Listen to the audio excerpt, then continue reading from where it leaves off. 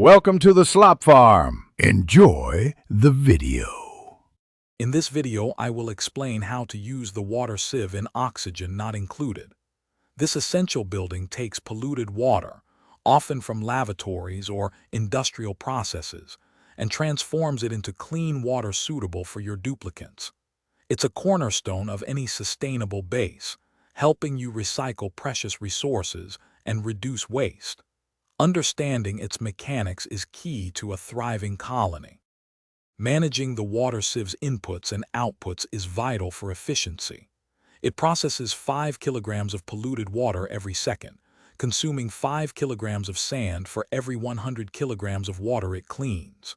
In return, you get 95 kilograms of clean water, but also 5 kilograms of polluted dirt.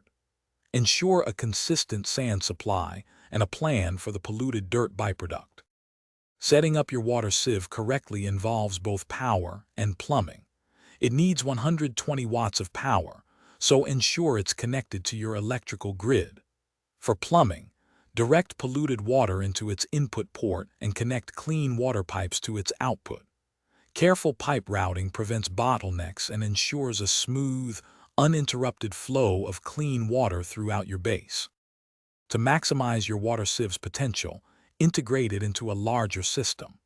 A closed-loop setup, where clean water is used and then resieved, is highly efficient. Automation can streamline sand delivery and polluted dirt removal, saving duplicate labor. For expansive bases or high water consumption, deploying multiple sieves ensures you always have enough clean water for your growing colony. Thanks for watching. Consider subscribing if we helped you today.